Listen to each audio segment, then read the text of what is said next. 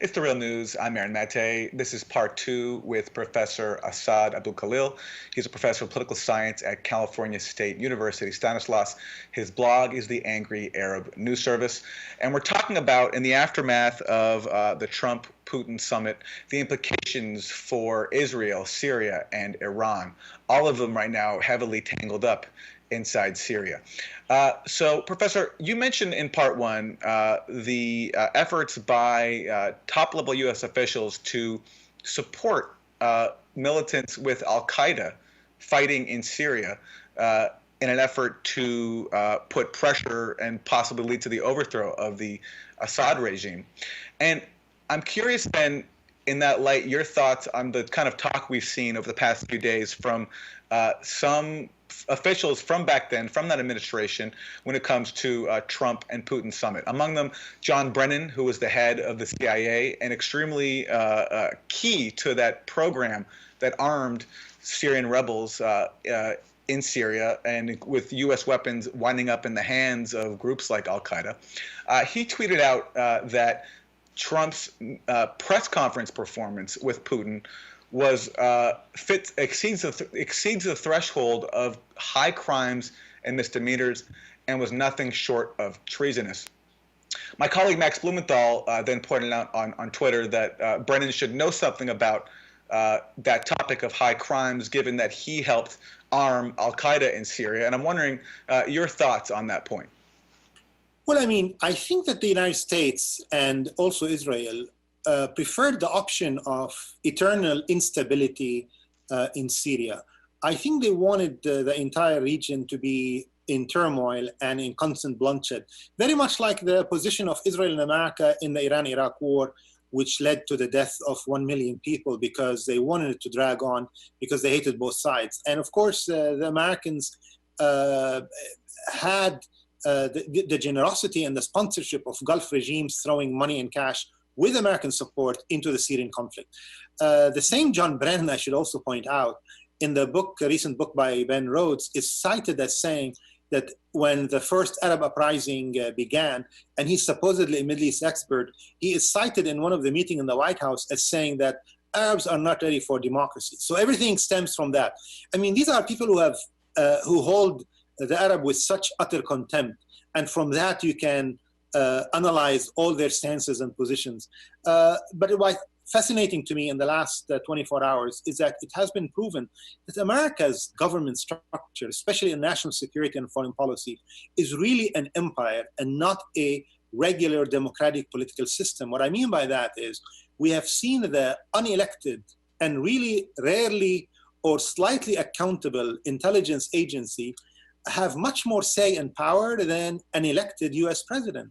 They basically were able to force the US president to come out and to reverse himself from a few hours ago and to change the words he used in describing his position on his high confidence in intelligence agencies.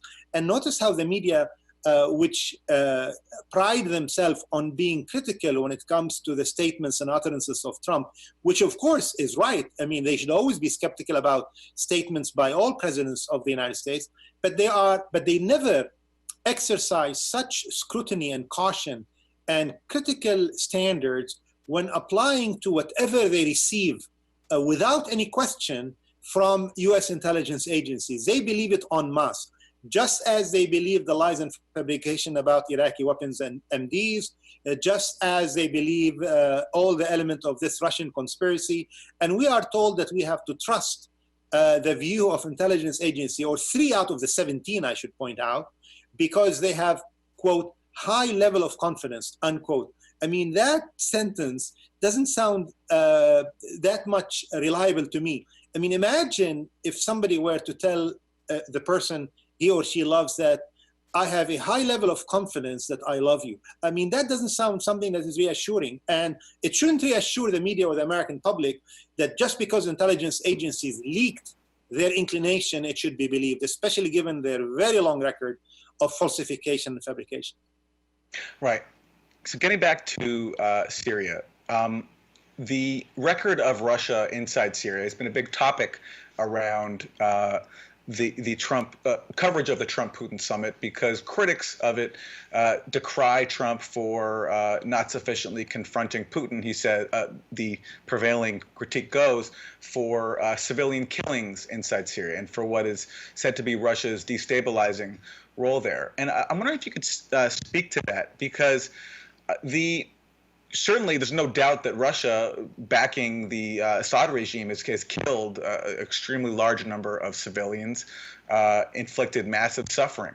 But I'm wondering, at the same time, we've been talking about the U.S. role in destabilizing Syria, and those who defend the Russian role there will argue that it was Russia's intervention that prevented al-Qaeda from essentially overrunning Damascus. Do you think that that's an accurate characterization? Well, I think what you said is true. I mean, nobody who cares about the Syrian people would deny that the Syrian regime is certainly responsible for the deaths of civilians in Syria.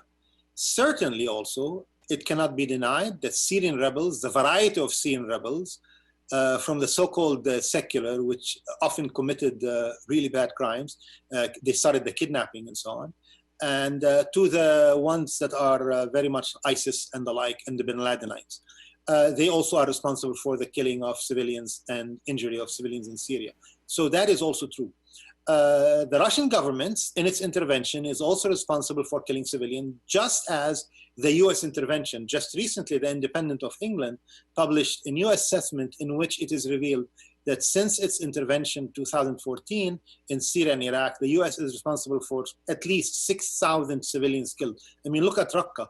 One of the most brutal chapters of a very brutal war, the Syrian war, is probably the devastation, almost incineration of Raqqa at the hand of US bombers. I mean, this is why there has not been many media trips to Raqqa, because the story there is so much against the advantage of propaganda of the US government, which always intervenes on behalf of victims everywhere around the world.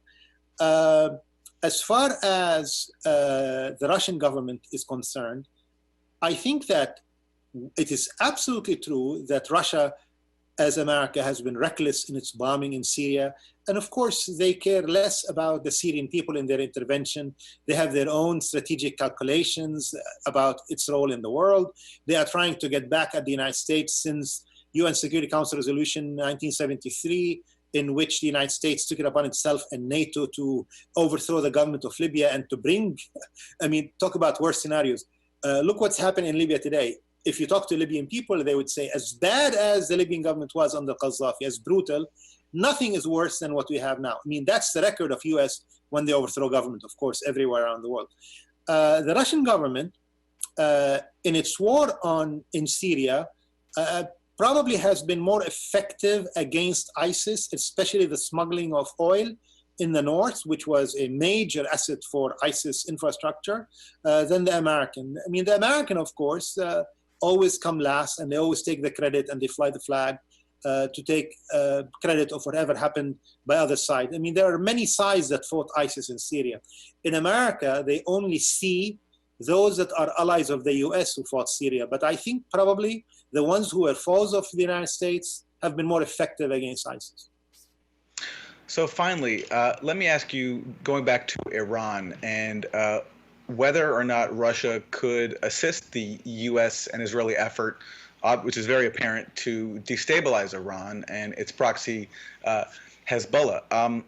Do you foresee Putin enlisting in this effort, especially because right now there are growing ties between Russia and Iran? There was just a report that Russia is preparing to spend billions of dollars to invest in Iran's energy industry. And part of the reason why Iran would need Russian money is because you have Europeans pulling out of it because of the new sanctions reimposed by the US, by Trump, for breaking the Iran deal. So in that respect, Trump's actions, pushing Iran and Russia closer together. So will this alliance that Trump claims to exist between himself and Putin and Netanyahu talking about how Putin is a friend of Israel.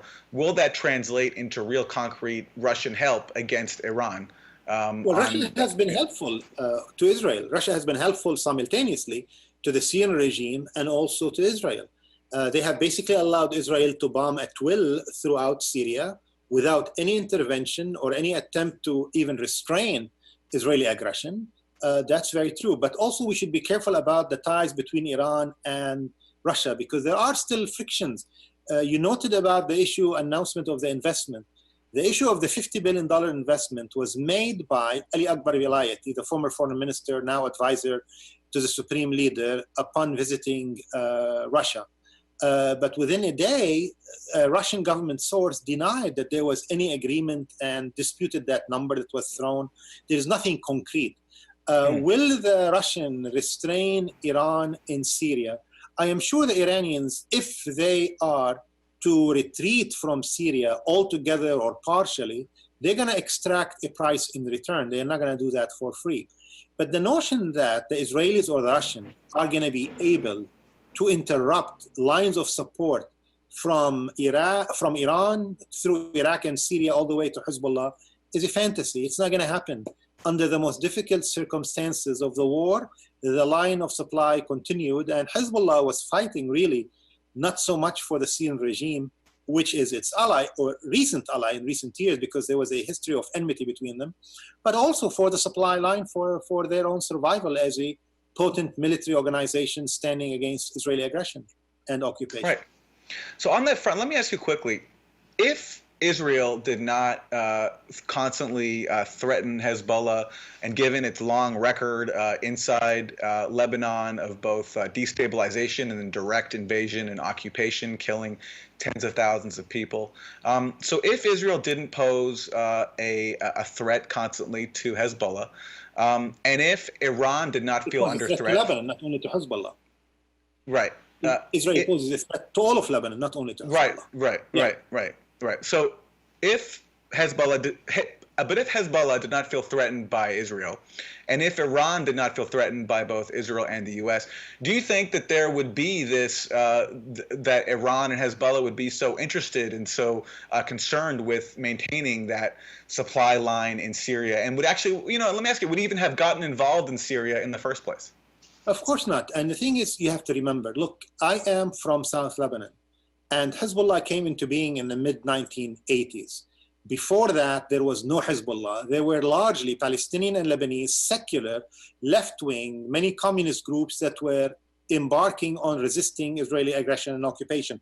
They were never as effective, amazingly effective against Israel as Hezbollah has been, especially in the July war of 2006. But the idea that we should defend Lebanon against Israeli aggression has been championed by all the people of the region in Lebanon, South Lebanon, especially when the Lebanese state, the lousy Lebanese state, before independence, before the war, all the way until now, deliberately shirks its responsibility from defending Lebanon under pressure from Americans primarily. The United States does not want Lebanon to have an effective army. This is what America and the Western European want from Lebanon. They basically want them not to have any effective army, not to have any serious weapons that can challenge Israeli violation of earth space and territory. And at the same time, they want them to disarm Hezbollah. So they want Lebanon to become what it was in the 1960s, which was a small state that has no sovereignty whatsoever, in which Israel can come at will, invade and kill and commit massacres without any response from anybody in Lebanon. Those days are far behind us. And the idea that America and Israel are going to return Lebanon to those days is a fantasy. It's not going to happen, no matter what they do. Can they do more? Can they do worse than what they did in the July war, in which there was such massive, indiscriminate bombing and destruction all over Lebanon? They can do more than that. And not only they did not break the will of the Lebanese resistance in Lebanon, but they were not even able to preserve the image and the honor of the Israeli occupation army. They were humiliated in the battlefield. This was the biggest strategic loss of Israel. And this is why Israel, while it engages in bombast about what it plans to do, and it makes threats against Lebanese civilians on regular weekly basis, but they will think twice and thrice before they ever launch a war in Lebanon because they are scared. It's not like before. This is a major deterrent. In 2006, they were humiliated in a way that they were never humiliated at the hand of any Arab army since 1948. For that reason, we have to distinguish between Israeli planning and Israeli bombast. Lebanese distinguish between the two. Right, and that's all might help explain why Israel's been so focused on Gaza, because there have been multiple ceasefires that have worked. So deterring rockets is not a credible justification, in my opinion. Perhaps the focus has been on Gaza in part because Gaza cannot fight back, unlike Hezbollah. Well, they also fought back very well, to the credit to the Palestinians in Gaza. In 2014, they fought extremely effectively in a way that was unprecedented. And the Israelis... After Israel invaded, after Israel launched a ground invasion, they fought back. Yeah. I mean, of course they don't. I mean, they don't have missiles against their planes and so on, for sure. Yeah. But now the Israelis are making a big fuss, and we hear about that in Congress today, about those new weapons of mass destruction in the hands of Palestinians. Of course, we're talking about kites and balloons, which pose a mortal threat to the occupation state of Israel. Professor AbuKhalil, I feel like we could go on forever, so let's stop there, but pick this up another time, because we really appreciate you taking us on this tour of vital context to understanding the current discussion when it comes to Putin and Trump meeting and their potential accommodation in Syria and how Iran and Israel fit in. Professor As'ad AbuKhalil, he's professor of political science at the California State University Stanislaus. His blog is the Angry Arab News Service. Thank you. Thank you very much. And thank you for joining us on The Real News.